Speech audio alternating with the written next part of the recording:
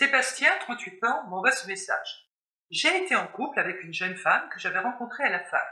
Nous avons un petit garçon qui a 4 ans aujourd'hui. J'ai quitté ma compagne il y a un an car je suis tombé fou amoureux d'une autre femme qui vient de me donner une adorable petite fille. J'ai obtenu la garde de mon fils, mais je crois que je ne pourrais pas aimer de la même façon mon fils que je ne vois que la moitié du temps et ma fille que j'ai tous les jours au foyer. J'ai été égoïste, je n'ai pensé qu'à moi et à mon histoire d'amour. Je culpabilise car je serai par définition un mauvais père aux yeux de mon fils que je ne verrai qu'un week-end sur 2 et la moitié des vacances.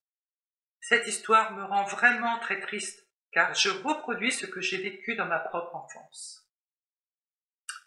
Sébastien, votre situation est plutôt courante. Il arrive régulièrement que nous vivions plusieurs relations amoureuses dans une vie et les familles recomposées sont légion. Pour autant, votre question et vos inquiétudes sont légitimes. Pourrez-vous être un bon père aux yeux de votre fils issu de votre première liaison? Pourquoi penser que vous serez un mauvais père? Être un bon père, ce n'est pas forcément vivre avec son enfant tous les jours. Lorsque vous aurez la garde de votre enfant, vous vous en occuperez du mieux possible, y compris en versant une pension alimentaire à sa mère, si elle est prévue. Comment être un bon père si vous êtes déjà convaincu d'être un mauvais père? Pourquoi cette culpabilité? Parce que vous avez vécu dans votre enfance une situation similaire? Votre mère a peut-être mal vécu la séparation et vous a dit que votre père vous avait abandonné, qu'il était donc un père indigne. Il n'y a pas de raison objective que votre fils subisse un manque dès lors que chaque moment passé avec vous sera un bon moment et que vous lui ferez ressentir votre amour. Il est bien sûr essentiel que sa mère ne fasse pas un travail de sape auprès de votre enfant et ne transforme pas tous les événements heureux vécus avec vous en calvaire, par rancune envers vous ou par jalousie, maison plus belle, compagne à laquelle votre enfant s'attachera, etc. Par ailleurs, votre fils aura la chance d'avoir une petite sœur dans votre nouveau foyer. Ces 2 enfants pourront se considérer comme frères et sœurs, quand bien même ils n'ont pas la même maman. De fait, ils vivront un lien qui les enrichira et sur lequel ils pourront s'appuyer tout au long de leur vie. Ce sera une famille recomposée, certes, mais une famille quand même. Vous devez apprendre à distinguer votre fonction de père de celle de votre rôle d'homme. 1. Pour vous-même et votre fils. C'est dans votre rôle d'homme que vous avez fait le choix d'avoir une nouvelle relation sentimentale. Si vous êtes tombé amoureux d'une autre femme, c'est que votre première relation ne vous comblait pas ou n'était pas équilibrée. Prenez conscience de cela. Il est légitime, sinon indispensable, de chercher une vie affective équilibrée et satisfaisante. Expliquez à votre fils que vous l'aimez, que vous ne l'avez pas abandonné. Ce n'est pas lui que vous avez quitté, c'est sa mère, ce qui est très différent.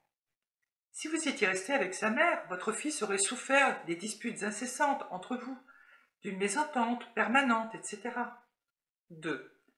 Pour votre propre père et vous. Essayez de comprendre et de faire la distinction entre le rôle de père de votre géniteur et ses choix d'homme. Trouvez-vous que votre père ne vous a pas assez aimé? Les moments passés avec lui ont-ils été inexistants ou pénibles? Non. Et sans aucun doute, vous en avez même conservé de bons souvenirs. Vous voyez bien, vous pouvez constater rétrospectivement que votre père était un bon père, même s'il ne vivait plus avec vous et avec votre mère.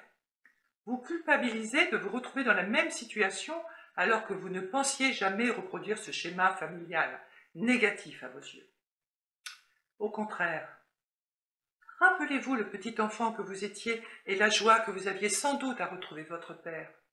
C'est cette même joie que va connaître votre fils chaque fois que vous en aurez la garde. Comment gérer la situation? 1. Donner de la cohésion à la famille recomposée. Votre petite fille, étant toute jeune, grandira avec ce grand frère. Éventuellement, si les relations sont cordiales avec votre ex-compagne, vous pourrez faire des fêtes de famille avec les deux mamans et les deux enfants. Cela donnera de la cohésion aux liens familiaux. Ce n'est pas parce que votre fils n'est pas dans votre foyer à plein temps que vous ne pouvez pas discuter avec sa mère des problèmes qu'il rencontre ou vous réjouir de ses succès. L'important dans ce genre de situation, c'est de garder si possible de bonnes relations avec la mère. Et si ce n'est pas le cas, essayez de reconstruire des relations cordiales, même si elles seront parfois un peu froides et tendues, sans doute compte tenu de la situation encore douloureuse peut-être. 2. Évitez toute forme de rivalité et les chantages émotionnels. Le danger principal qui vous guette, si vous n'arrivez pas à vivre une relation apaisée avec votre ex-compagne, c'est de prendre inconsciemment l'enfant en otage pour régler vos comptes. Il est tentant de prendre l'enfant à témoin de ce que ne fait pas bien l'ex-compagnon ou compagne. Il est tentant de critiquer, de dénigrer ce que fait l'autre, ne le fait pas. Souvent, un jeu de rivalité entre les parents s'installe, chacun voulant être le parent le plus aimé par l'enfant. Cette situation mène les parents à devenir totalement permissifs pour être les plus gentils, ce qui aura des conséquences graves sur le comportement de l'enfant qui sera trop gâté. Par exemple, si l'un des deux parents est plus à l'aise que l'autre financièrement, il sera tenté de faire des achats nombreux pour combler son enfant et obtenir sa reconnaissance. Acheter l'amour de son enfant en lui faisant des cadeaux, en lui laissant faire tout ce qu'il veut, en laissant tout passer, s'appelle du chantage émotionnel. C'est un terrain miné qui préparera des crises importantes lorsque l'enfant atteindra l'âge adulte et prendra conscience des manipulations dont il a fait l'objet. 3. Intégrez votre fils dans votre nouvelle cellule familiale. Il est indispensable que votre nouvelle compagne accepte la présence de votre fils. Elle connaissait la situation en vous rencontrant, j'imagine. Il faudra voir avec elle comment intégrer cet enfant dans votre nouveau foyer tout en vivant ce nouvel amour. Mais c'est peut-être déjà le cas. Si cette situation de garde n'est pas acceptée par votre nouvelle compagne, il deviendra compliqué pour votre fils de trouver sa place dans le nouveau noyau familial. Ayez un dialogue ouvert et bienveillant avec votre nouvelle compagne pour vous assurer qu'elle soit bien prête à accueillir votre fils.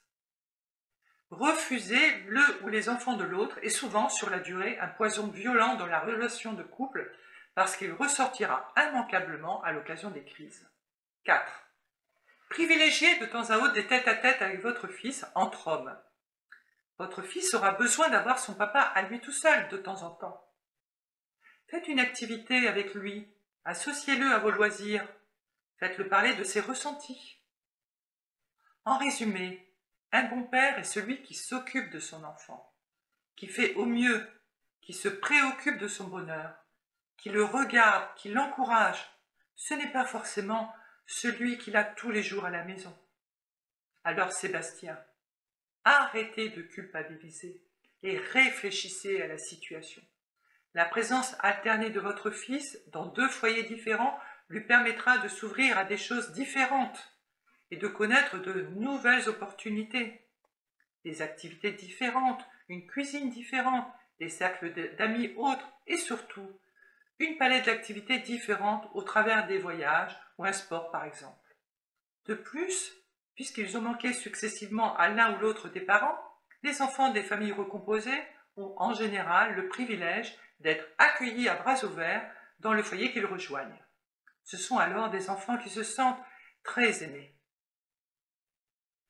En conséquence, soyez assurés qu'il est peu probable que votre fils vous reprochera plus tard d'avoir été un mauvais père si vous lui avez donné sa place dans votre nouveau foyer et s'il a ressenti tout l'amour et l'intérêt que vous aviez pour lui. Sébastien, privilégiez la qualité des relations avec votre fils. C'est de cela dont il se rappellera plus tard.